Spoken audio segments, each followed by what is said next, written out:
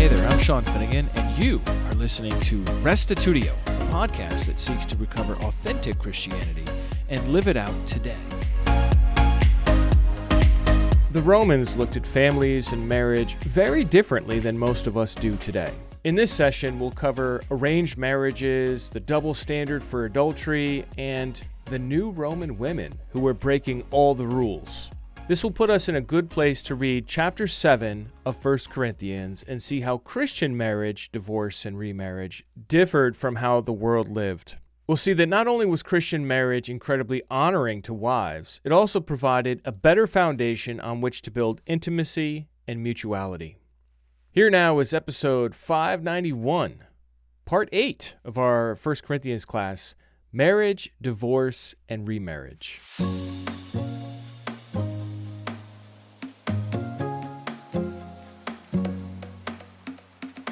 Let's begin with 1 Corinthians chapter 7. We read, "Now concerning the matters about which you wrote, it is good for a man not to touch a woman. But because of cases of sexual immorality, each man should have his own wife, and each woman her own husband." So this opening phrase here, "now concerning," is kind of like a formula we encounter a few times in 1 Corinthians that tips us off that whatever is going to come right after that is what the Corinthians had written Paul about. And so we had read in 1 Corinthians 16-17 where it talked about Stephanas, Fortunatus, and Achaicus, these three guys that had come with a letter to Paul and had visited. And that letter had information the Corinthians wanted to give Paul that he was now responding to. So this marks a change in the epistle. He had been dealing with probably reports from Chloe about different stuff that her people had seen. And now he's starting to address their questions. Okay? So we find this phrase, "now concerning," peride in the Greek, twice in chapter 7. We find it in chapter 8, verse 1, chapter 12, verse 1, and chapter 16, verse 1, although that one's somewhat debated. What did they write him? They said, "It is good for a man not to touch a woman." And Paul responds to that statement. And it's not clear if it's a statement or a question or how exactly to translate the word woman. You could translate it wife. The word touch is likely just like a way of speaking about having sexual relations with somebody.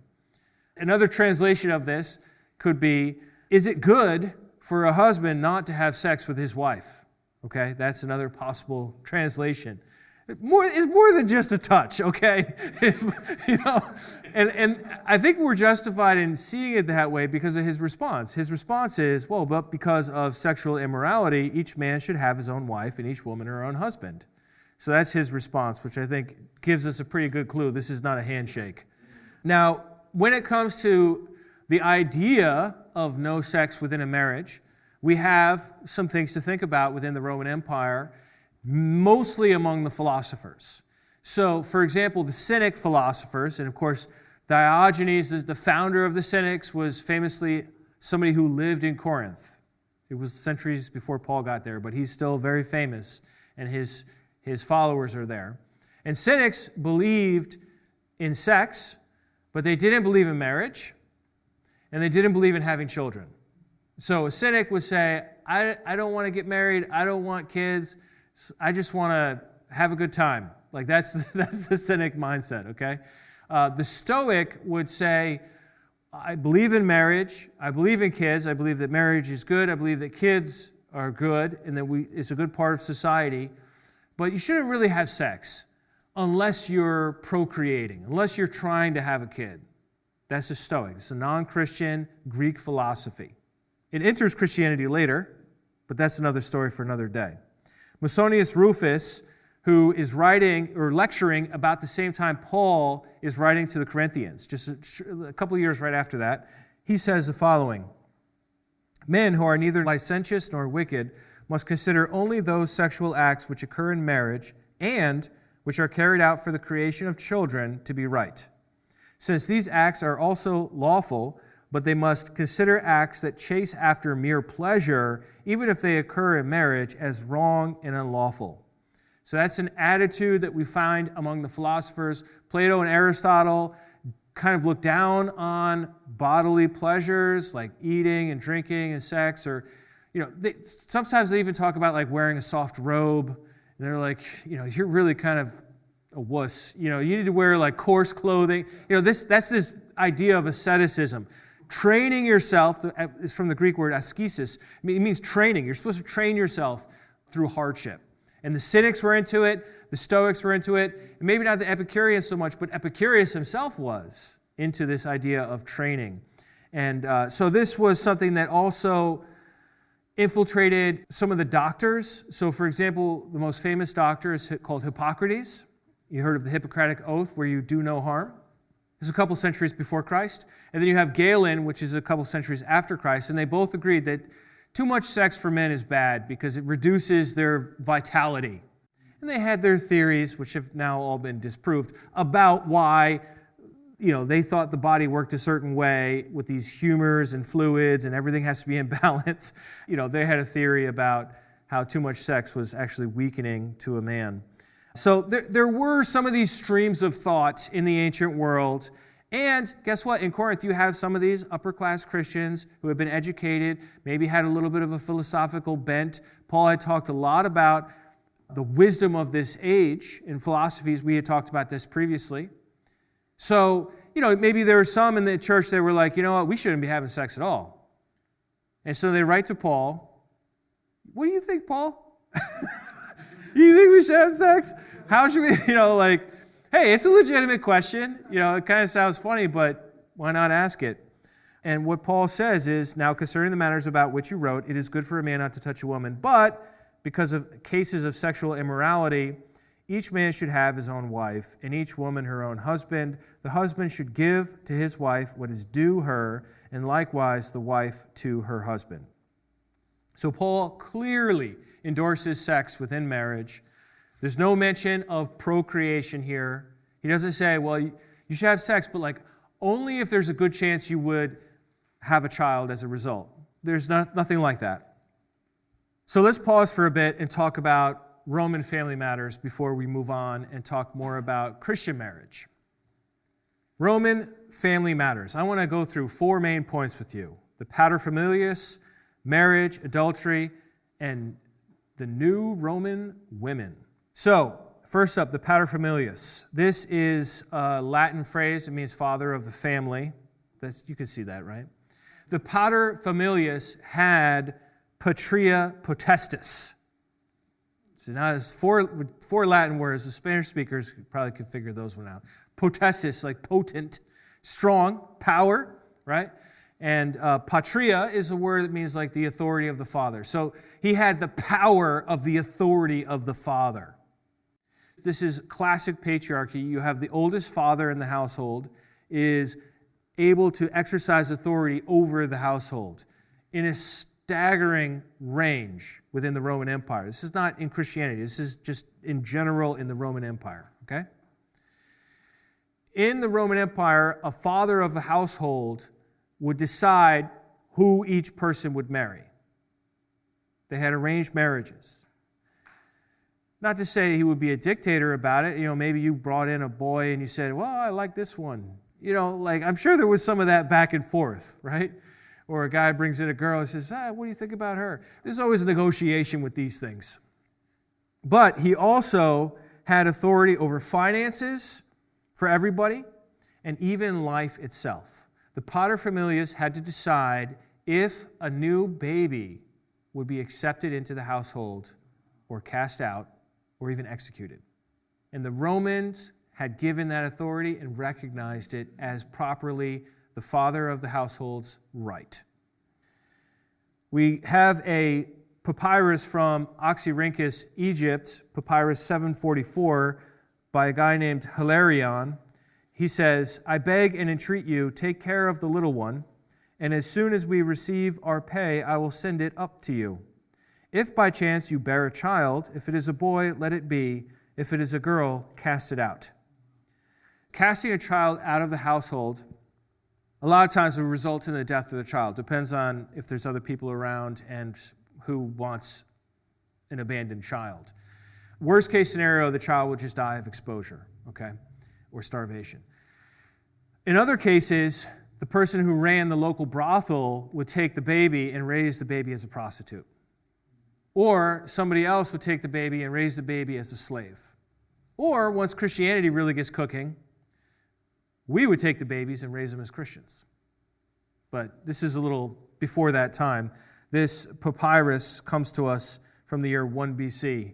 So there's no Christianity yet in the world to take that child. Very sad. We find another similar statement from Apuleius' novel, which is called The Golden Ass, as in donkey. I don't know why we don't update that, but it is a funny way to say it. Anyhow, he writes about a story. He says, her husband's father, having to be away on a journey, left instructions with his wife. This is like 100 years after Paul wrote, by the way, when this novel was written. So yes, the father left instructions with his wife, her mother-in-law, who was pregnant, that if the child turned out to be a member of the weaker sex, it should be put to death at birth. While he was away, a girl was born, but mother love was too strong for her, and disobeying her husband's orders, she entrusted the child to neighbors to bring up. On his return, she told him that it was a daughter and had been duly put to death.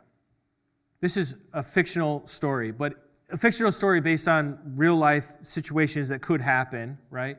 I think it's valuable to highlight the fact that women did defy their paterfamilias from time to time and make their own moves, right? In this case, raising the child by a neighbor. When the paterfamilias died, each of his sons became their own paterfamilias. Death rates were fairly young, so, this was a very viable way of, rising up through the ranks of society at that time. Let's look at marriage. Girls got married in their mid to late teens. Guys got married in their mid to late 20s. The legal age for a woman to marry was 12. She could not be married under that age. I don't think 12-year-old marriages were all that common, but that's their absolute minimum. There were no paternity tests available. So protecting the chastity of the daughter was extremely important. And this may be why they got married so young. If you're getting married at 15, 16 years old, you haven't had a chance to really be with a lot of people, right? That's kind of the idea.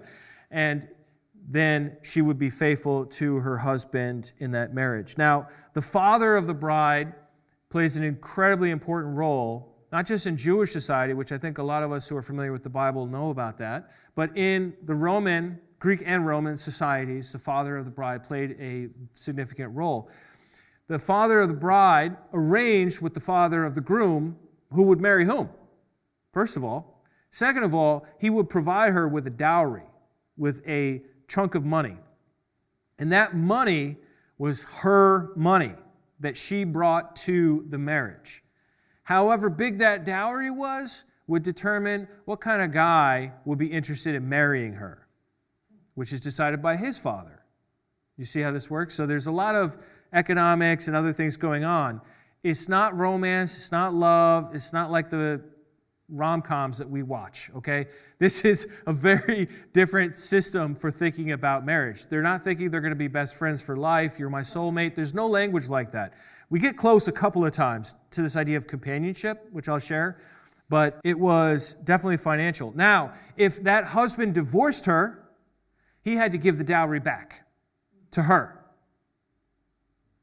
Now, he could use it so long as they're married. He could spend it all if he wants. But if he divorced her, he had to find a way to give it back, or else he was going to be in serious trouble.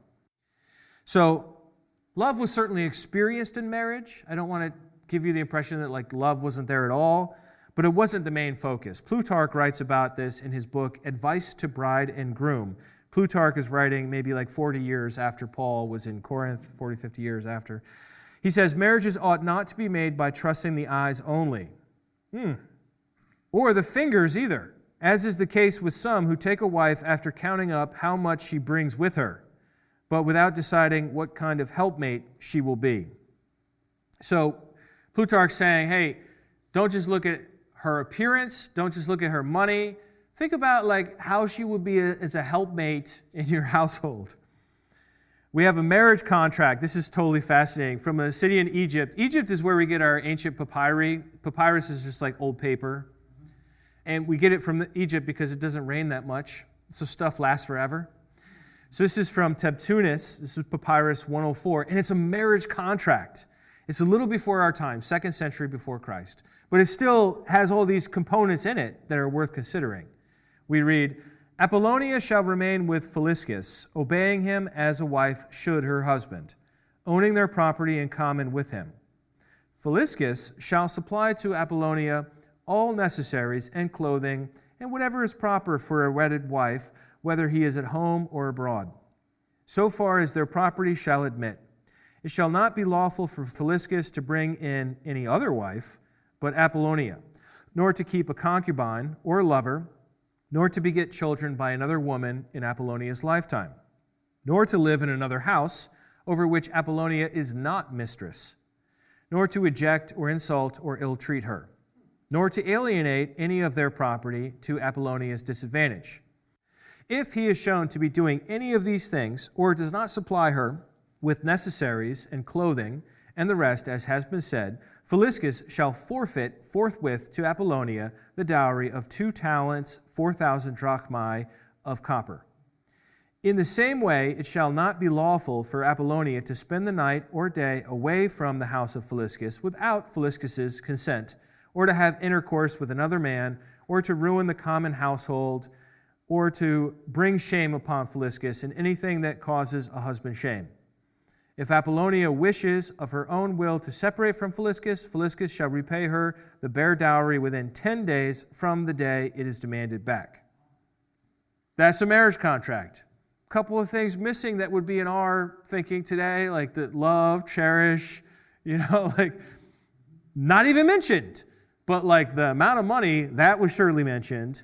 And you can see how the contract is written in such a way that it protects both from bad behavior of the other one, but certainly the woman in particular it protects. And that was the role of the father. The father would say, okay, this is how it's going to work, and they would sit down and they would hold the guy accountable. We don't have anything like this in most families today in America, so it takes a little explaining.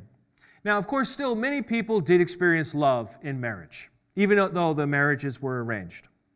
This is an epitaph for Claudia. I love this one. It's hysterical. This is a memorial at a gravesite. Okay, so you're in a graveyard and you stop and you read this. It says, "Stranger, what I ask is but a little thing. Stand close and read carefully. This is the not-so-beautiful sepulcher of a beautiful woman. The name her parents gave her was Claudia. Her husband she cherished from the depths of her heart. She gave birth to 2 sons. One of these she left on the earth, the other she placed beneath the earth. She was possessed of charming speech, and moreover a pleasing gait. She maintained the household, she made wool. I have spoken, go forward." So this dates to the year 100 to 76 BC, before Christ. And you can see this guy, he's kind of a wise guy, but at the same time, he really did love his wife. She was beautiful. She took care of the house. She made wool. She was a good woman. We have this other double funerary stele of Aurelius and Aurelia. Sometimes you have that where the guy name and the girl name is almost the same, right? Sometimes it is the same. But this is Aurelius and Aurelia. The left side reads, I'm just translating to English here, Lucius Aurelius Hermia, freedman of Lucius, a butcher from the Viminal Hill. So the guy was a butcher. She who was gone before me by reason of fate, with chaste body, a unique spouse, loving, she was possessed of my heart. She lived faithful to a faithful husband with equal application, when in no bitterness she departed from her duty. Then on the right side we read, Aurelia Philomatio, freedwoman of Lucius. While I lived, I was named Aurelia Philomantium, chaste, modest, ignorant of the crowd, faithful to my husband, a husband whom I am without. Alas, who was a fellow freedman. He was to me, in fact and in truth, more than and beyond a parent. He took me to his bosom at the age of 7 years. At the age of 40 years, I am in the hands of death. He prospered in the eyes of all due to my constant dutifulness. So the likely scenario for this is that Aurelius, the guy, was a slave. He won his freedom in some way, was able to either buy it or was set free for good service, and did well enough for himself that he got his own slaves, one of which was this 7-year-old girl that he took into his house, essentially looked after her in the process of running the household, and then freed her and married her. So that's probably what's going on here. Here's another one. Musonius Rufus writes, in marriage, and this guy is the no sex unless you're trying to have kids guy. So he's pretty strict. This is what he says. In marriage, there must be above all companionship and care of husband and wife for each other, both in sickness and in health, and on every occasion. Such a marriage is admirable and deserves emulation. Such a partnership is beautiful. So he had kind of a nice way of thinking about it.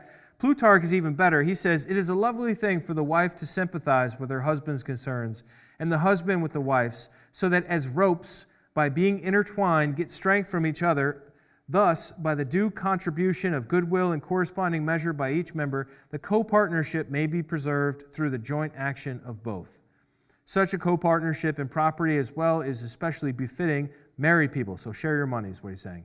Who should pour all their resources into a common fund and combine them, and each should not regard one part as his own and another part as the other's.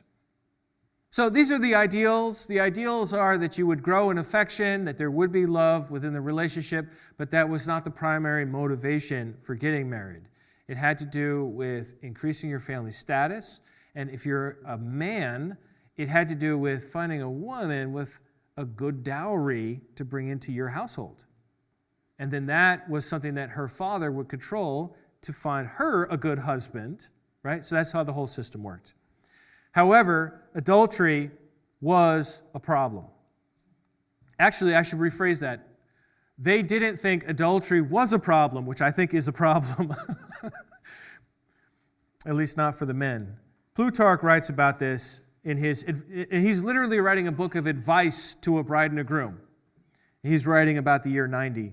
He says, the lawful wives of the Persian kings sit beside them at dinner and eat with them. Well, that's nice, Plutarch. Thanks for telling us that. But when the kings wish to be merry and get drunk, they send their wives away and send for the music girls and concubines. Okay, that's an interesting story about the Persians, Plutarch. You know, we're all Romans here. Why are you telling us about Persians? So what he says next is, insofar as they are right in what they do, because they do not concede any share in their licentiousness and debauchery to their wedded wives.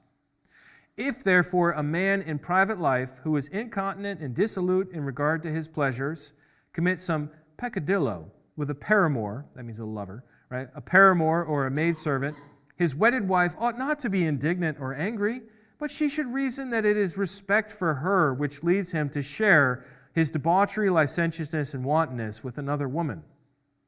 See, it's fine. Guys can cheat all they want. The woman should just realize that, whatever he's doing with them is probably some terrible party animal, debauched thing. So it's respect for her that he's cheating on her. It's just like ridiculous, right? This is a serious moralist. He is somebody that's an expert on morals in the Roman Empire. But he says to the husbands, he says, don't flaunt it in front of your wife. And he has this thing about perfume and cats. Let me read it to you. This is fascinating. He says the following, they say that the cat is excited to frenzy by the odor of perfumes. Now, inasmuch as women are affected in this way, not by their husbands using perfume, but by their having connection with other women, it is unfair to pain and disturb them so much for the sake of a trivial pleasure, and to be pure and clean from all connection with others when they approach their wives. Did you catch what he's saying there? He's saying don't have another woman's perfume on you when you are with your wife because it's going to drive her nuts, like this cat myth they had that cats go crazy if they smell a lot of perfumes. He's like, you don't want your wife going nuts like the cat. Show a little respect. If you're going to do weird stuff, you're going to mess around, take a bath, then go see your wife. Right? They had baths. They were public baths in the city center. It was a normal thing. And men were worried about women committing adultery. So it wasn't just men committing adultery on women, which they didn't even consider that adultery. The only way a man could commit adultery in the Roman Empire was if he had relations with a married woman. If she wasn't married, it wasn't considered adultery. Now, if his wife had relations with anybody, it was adultery. Talk about a double standard, right? Marshall writes about this fear of spurious offspring in his epigrams. He says, "You have been made, Cinna, by Marula, the father of 7, not children, for there is no son of yours, nor son of a friend or neighbor, but creatures conceived on truckle beds and mats, betray by their features their mother's adulteries. This one who struts with curly hair, a Moor, confesses he is the offspring of Santra, the cook. But that other with flat nostrils and blubber lips is the very image of Panicus, the wrestler. Who is not aware, if he has known and seen blear-eyed Dama, that the third is the baker's son?" So what Marshall's writing about is there's no paternity test. There's no way to know, is it your kid, is it not your kid? But he's like, look at your kids, man. This one looks like the cook. This one looks like the wrestler. This one looks like the baker. Hello? Right? And this is a fear they had, and they had no way to know. There's no genetic testing. There's nothing. So it's just like, look at the face. Juvenal writes about this. He says, "Marry a wife, she'll make some smart guitarist or flute player a father, not you.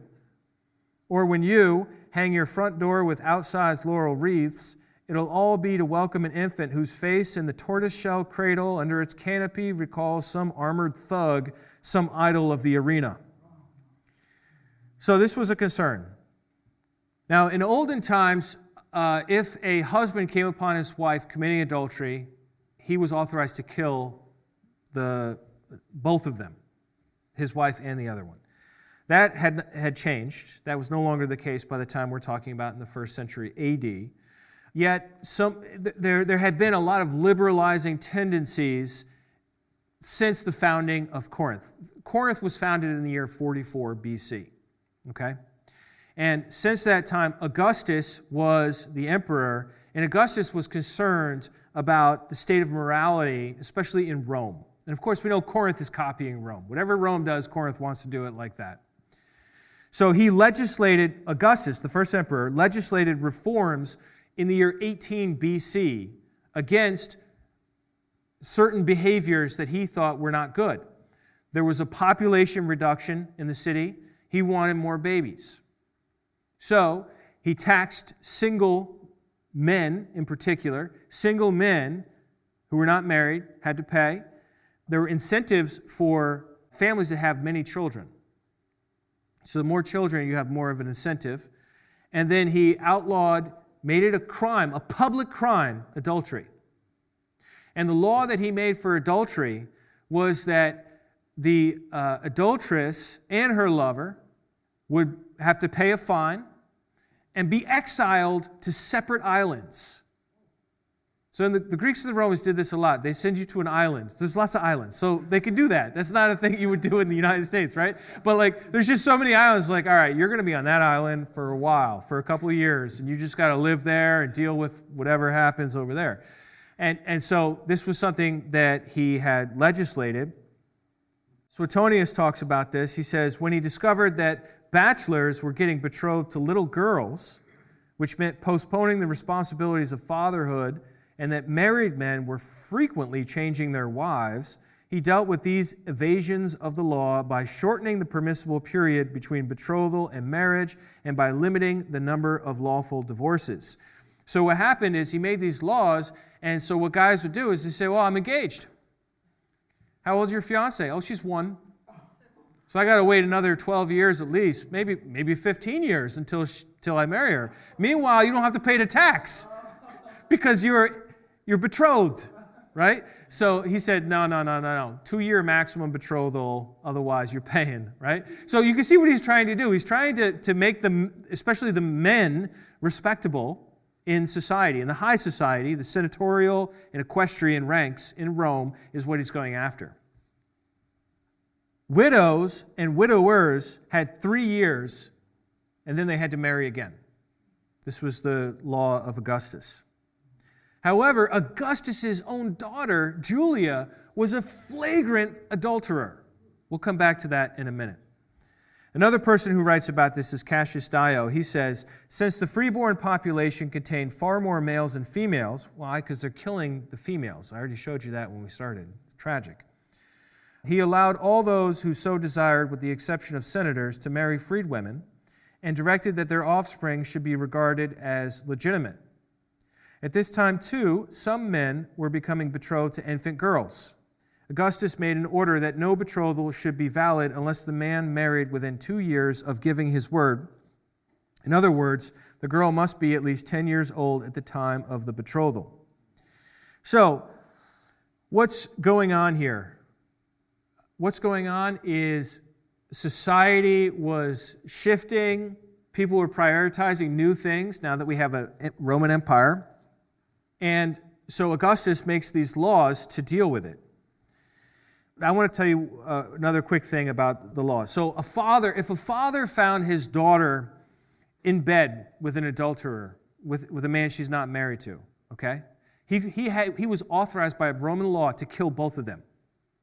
But if a husband found his wife in bed with another man, he could kill the other man only if he was a lower status than he was.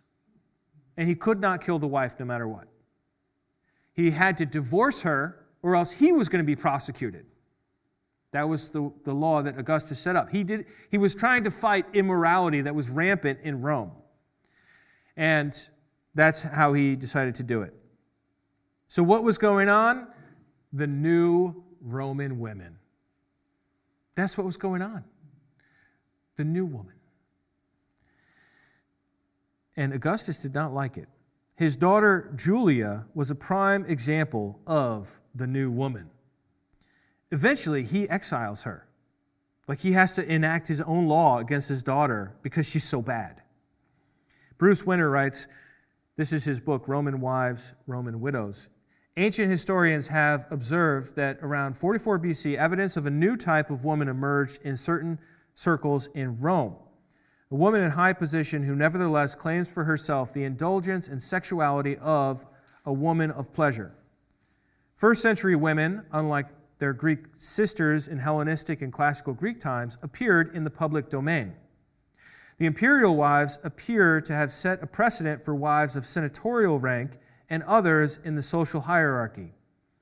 New women had emerged, and they were supported by those who were themselves avant-garde, including some male literary figures of the early Roman Empire who were influential in promoting this lifestyle.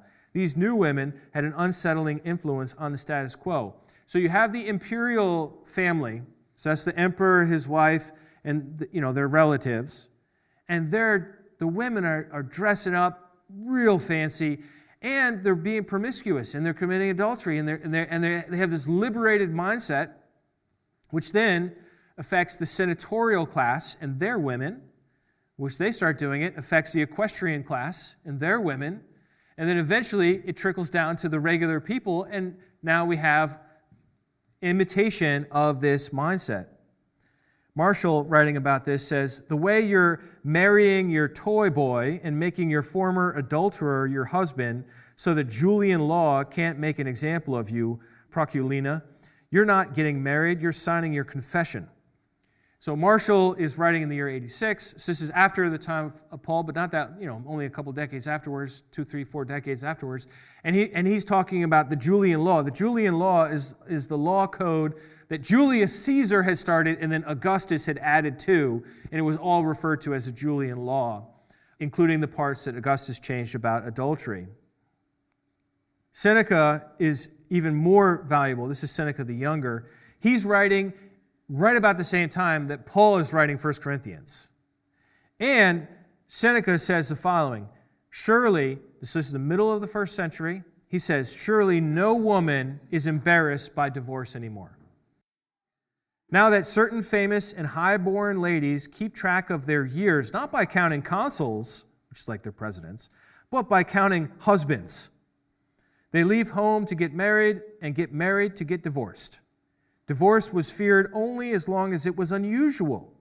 but it is in the news all the time now. So they have learned to emulate what they hear about so often. And surely there is no scandal in adultery anymore either. Now that we are at the point where a woman only takes a husband to make her lover jealous. A woman only takes a husband to make her lover jealous. Any woman who does not see that marriage is just a name for having only one lover must be simple-minded and behind the times. The shame for these misdeeds has long since evaporated as the practice has become more widespread. Furthermore, wealthy women were able to get abortions. There were different liquids and poisons that you can take and other, I don't need to go into the gory details, ways of wealthy women procuring abortions. And wealthier women were somewhat known, or feared, I guess is the right word, for poisoning children of other women that were in the household. So if a wife came into a household and there were already children there, those children might end up getting poisoned because they're competition for her children that she's going to have with her husband. Or if he's having children with other women in the household, like slaves, for example, she might poison them as well. One historian mentions no fewer than 12 different poisoning accounts or rumors in the first half of the first century. So this is something that was happening. I don't know to what degree it was happening, but it was definitely a concern.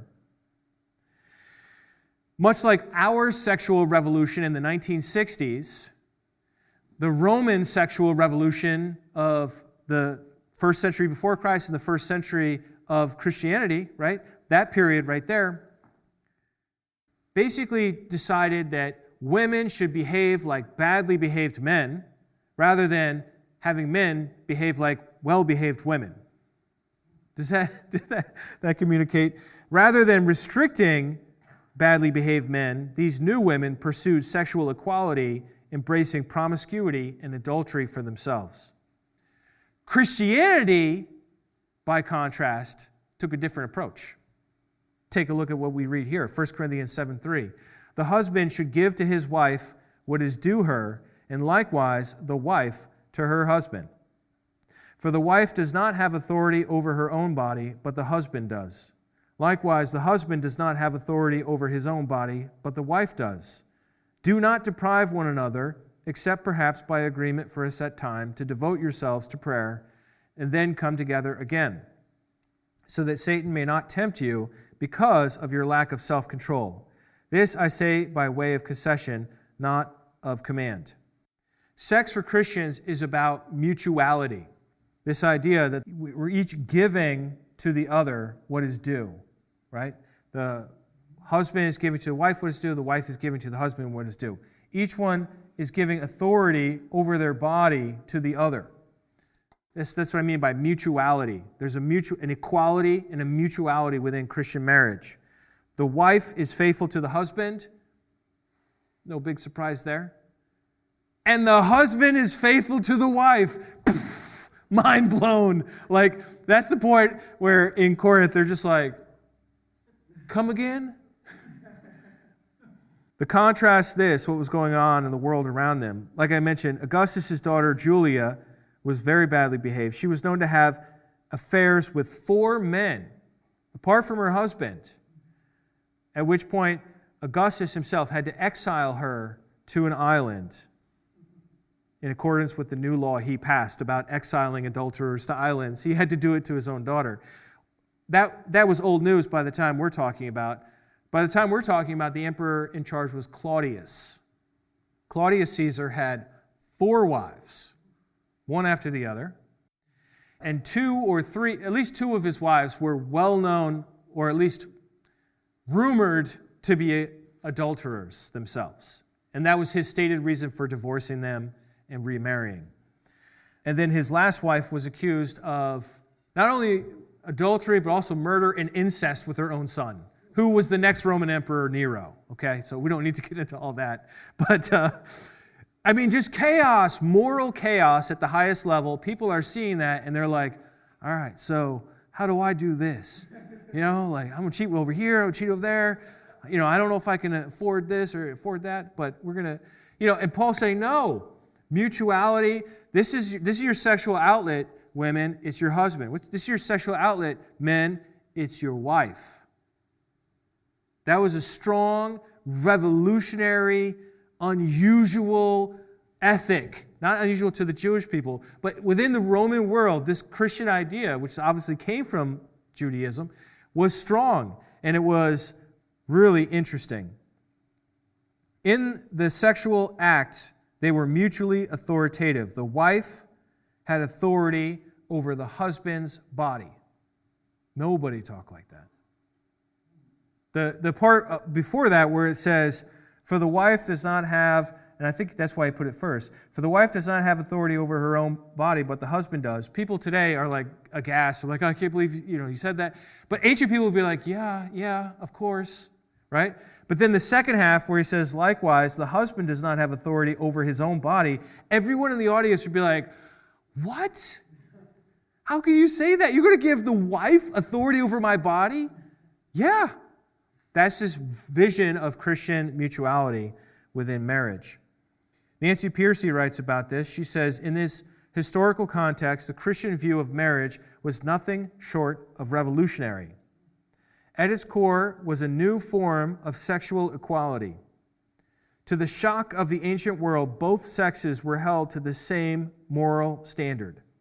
Christianity condemned promiscuity among men as well as women. It stood out as radically different because it taught that a husband actually wrongs his wife by committing adultery. Jesus said, anyone who divorces his wife and marries another woman commits adultery against her, Mark 10:11. Such even-handed treatment was genuinely novel. So you had two choices for equality. You could either have the women practice adultery just like the men, or you could tell the men and the women, no adultery, be committed to each other. And that's what Christianity did. Now, as I mentioned, we had the same thing in the 1960s in the United States of America, where women were liberated in this what we call the sexual revolution.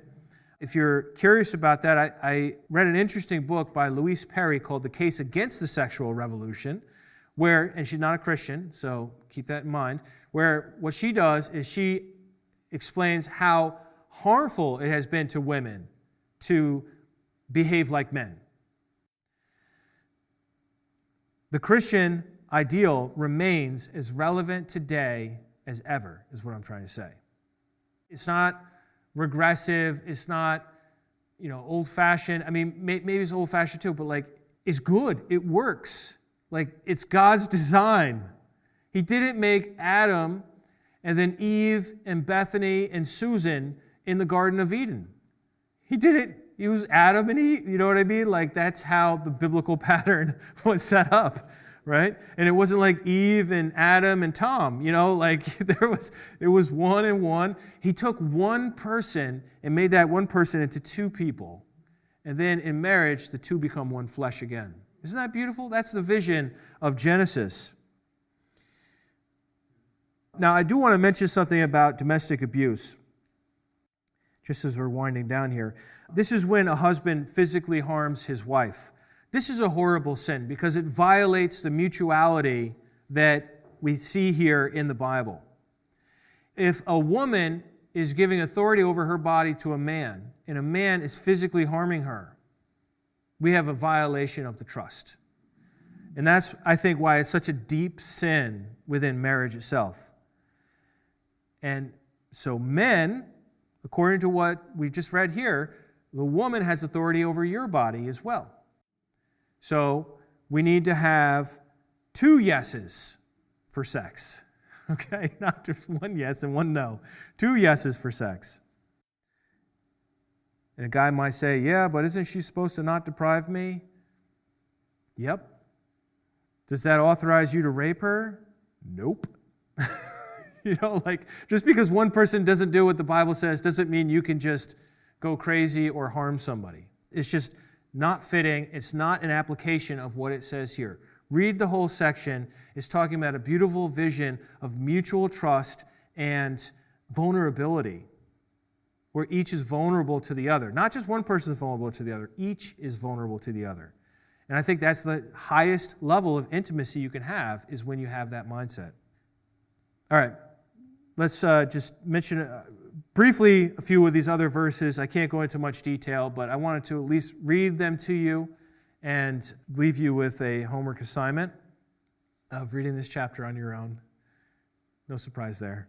1 Corinthians 7:7 says, I wish that all were as I myself am, but each has a particular gift from God, one having one kind and another a different kind. To the unmarried and the widows, I say that it is good for them to remain unmarried as I am. But if they are not practicing self-control, they should marry, for it is better to marry than to be aflame with passion. I want to make it clear, he's talking not to divorced Christians here. He's talking to unmarried Christians, and he's talking to widows, people whose spouse is already deceased. Okay? And he's saying to them, look, if you can't control your lust, just get married. That's what he's saying to them.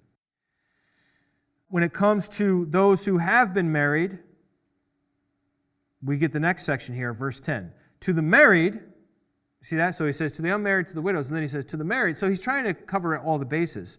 To the married, I give this command, not I, but the Lord, that's Jesus, that the wife should not separate from her husband. But if she does separate, let her remain unmarried or else be reconciled to her husband, and that the husband should not divorce his wife. People do not like this one. I think as Christians, we're just like, I was with you until we got to this one. We don't like the idea of trying to fix a marriage after there's been a separation. We want a divorce and a remarriage. That's what we want. That's what everybody wants, right? But that's not what it says. What do you want me to do? I can't change it. It says what it says. It says, if you're married to a Christian, then if you want to separate, you can separate, but then you should work it out. You should get back together.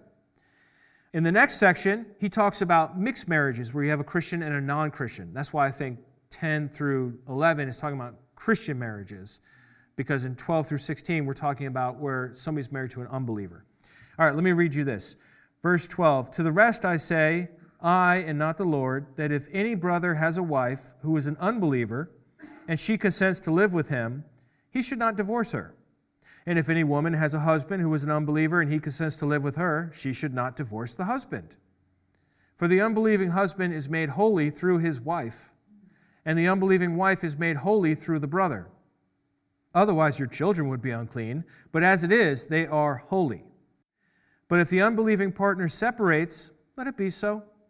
In such a case, the brother or sister is not bound. It is to peace that God has called us. Wife, for all you know, you might save your husband. Husband, for all you know, you might save your wife.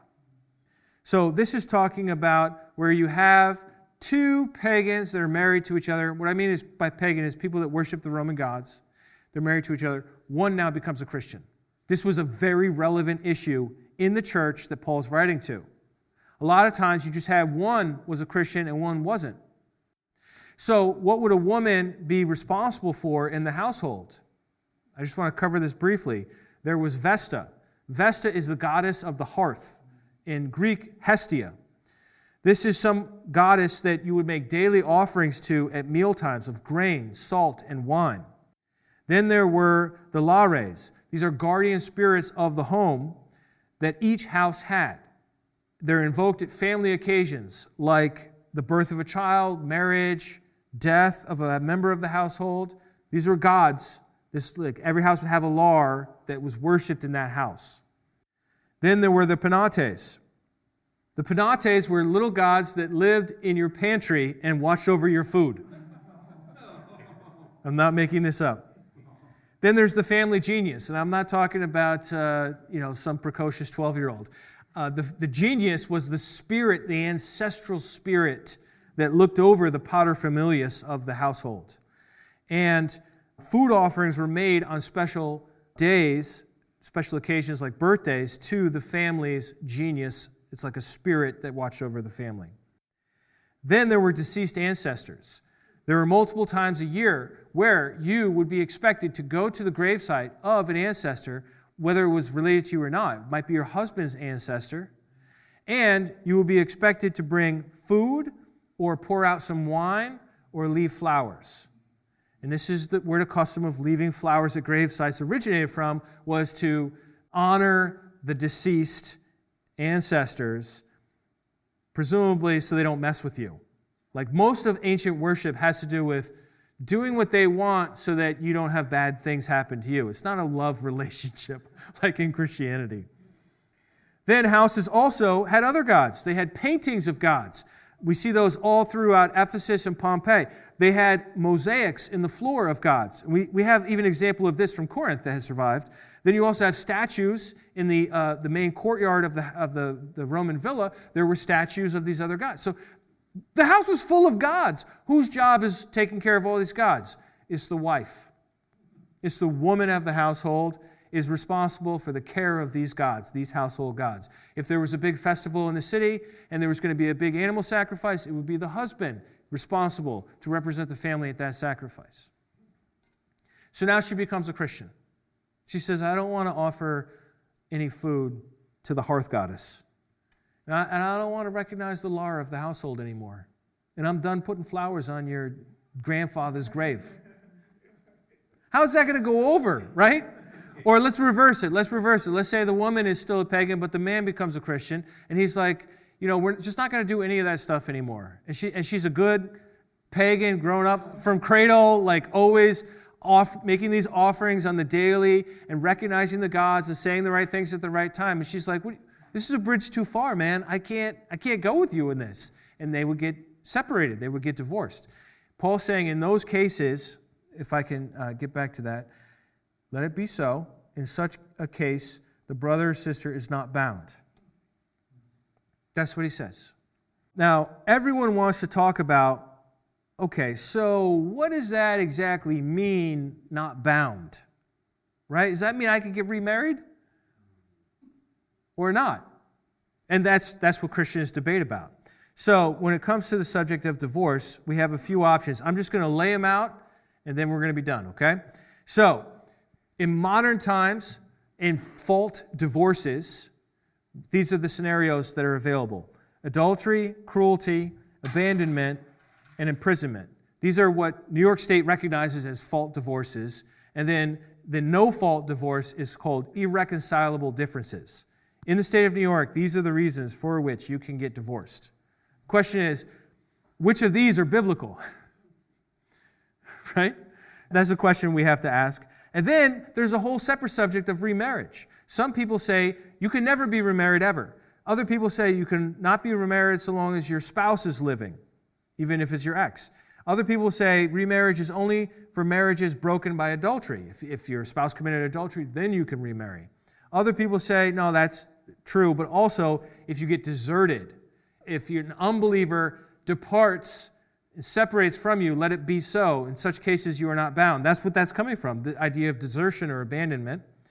And then others will say, yeah, all those things, plus things like this, like if he's a drug addict, or if he's abusive, or if she is working in the porn industry, or whatever, like these other kinds of things like this, okay?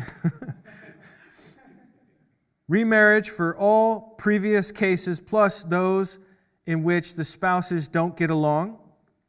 And then the last, I'm going for from strictest to loosest, okay, is remarriage for any reason.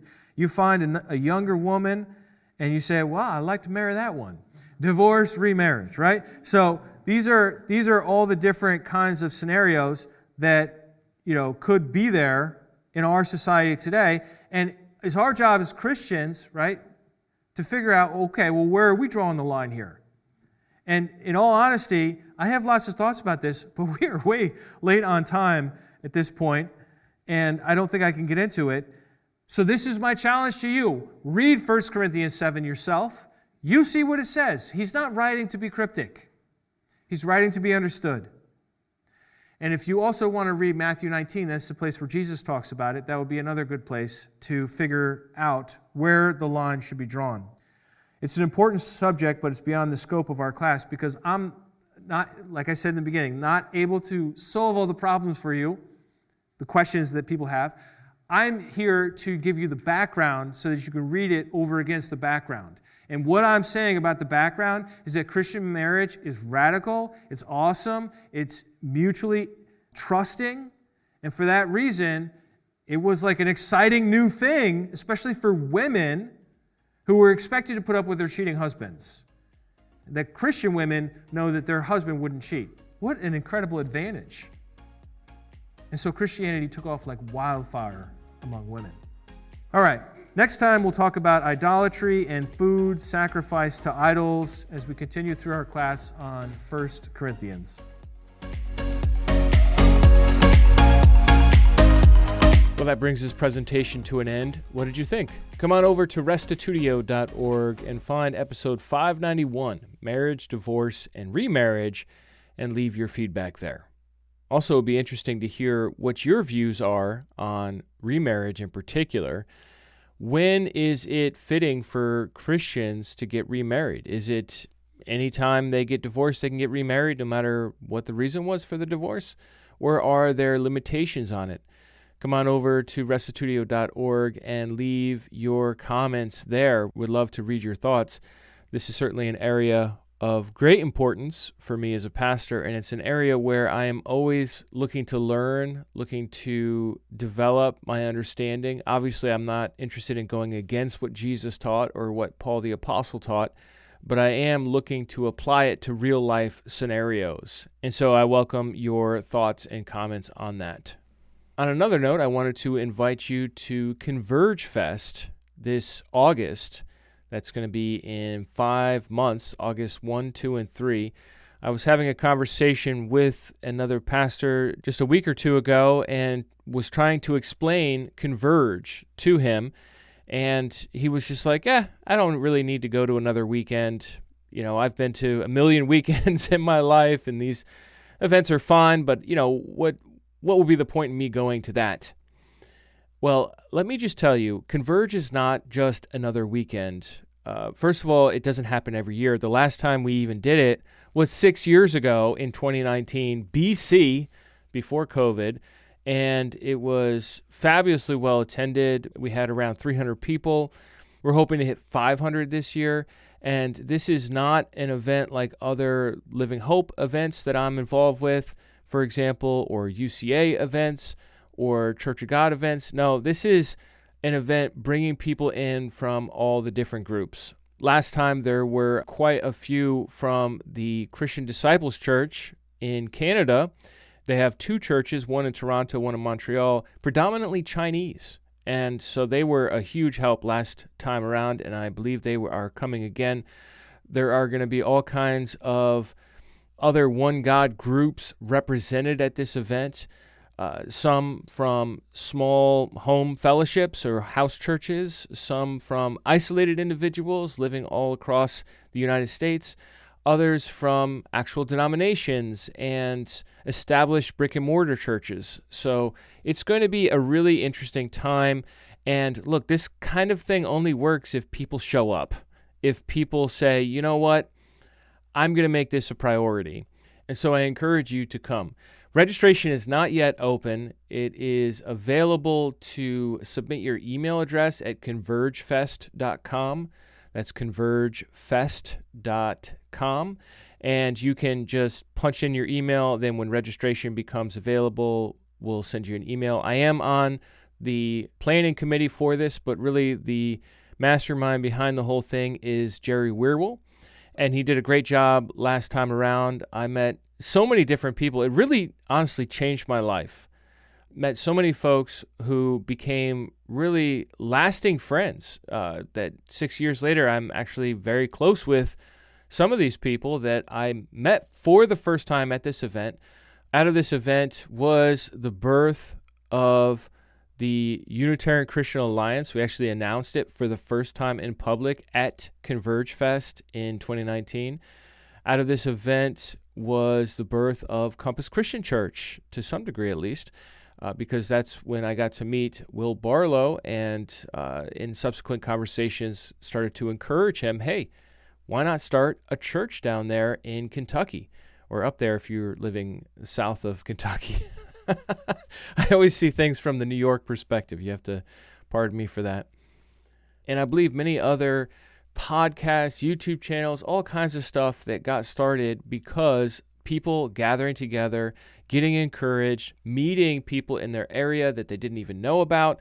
And so I encourage you to come to Converge Fest. It's going to include a lot of preaching, which will be different pastors and speakers from various groups.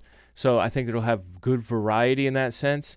There's going to be really powerful music.